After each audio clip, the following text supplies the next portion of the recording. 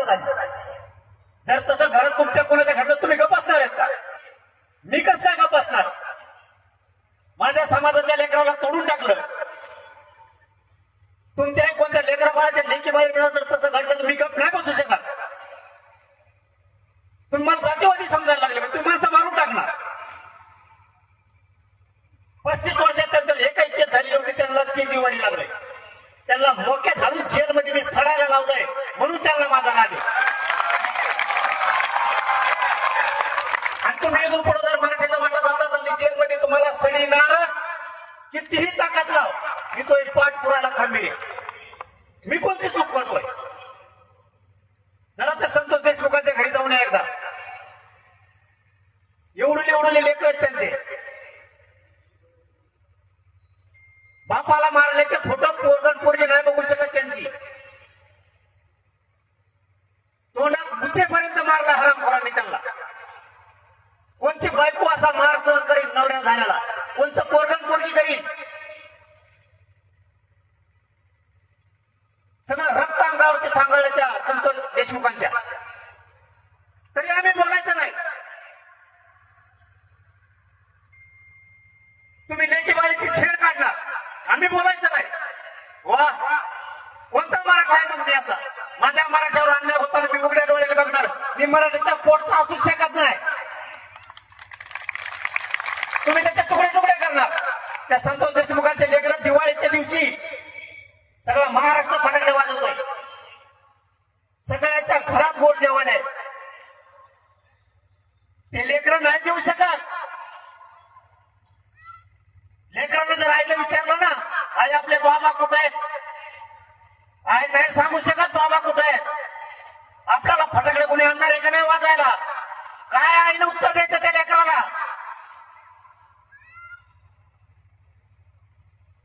ते पोरगा पोरगी आणि त्यांची बायको एका कोपऱ्यात बसती, जनावरासारखं ढसा ढसा वाटती.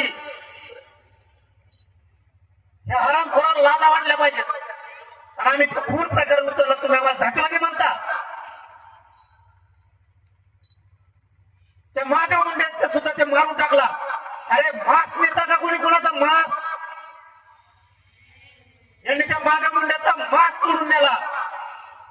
इतकी क्रूर हत्या.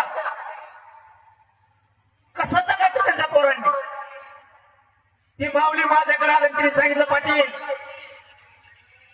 माझा नवरा करता गेलाय, कुणी नाही आमच्या मागं वावर नाही आम्हाला.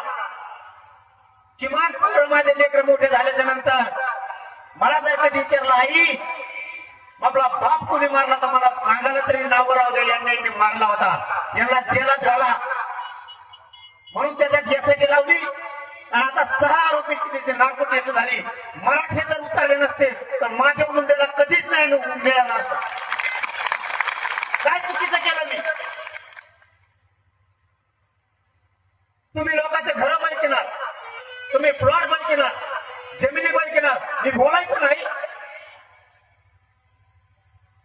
का? त्या बुलढाण्यात आपल्या पुरीला मारलं गेलं, तुमच्या पुरीला मारलं, तुम्ही गप्प असणार का? मी त्या लेकीच्या बाजूला बोलायचं नाही. मी जातीवादी. तुम्ही आमच्या अधिकाऱ्याला त्रास देणार खंडणीसाठी, पैशासाठी, वर्गणीसाठी. मी गप्प ऐकून घ्यायचं. तुम्ही आमच्या उद्योगाला, व्यवसाय व्यापाऱ्यांना तुम्ही खंडने मागायचं, त्याच्या मदतीला जायचं नाही. मी तुम्ही आमच्या अधिकाऱ्यांना विनाकारण खोट्या केसेस कुठून त्याला निलंबित करायचं. मी त्याच्या बाजूने बोलायचं नाही. आमच्या आई बापाने याच्यासाठी जन्म दिला आम्हाला, तुमचा अन्याय सहन करायचा फक्त आम्ही. वा, माझ्याकडून नाही होणार. कोणी मराठ्याच्या अंगावर येऊ दे, तो जी खोडाच मोडी नाही मी तेव्हा गप्प असणार. हे नाही चालणार. आता खूप सहन केलं बस.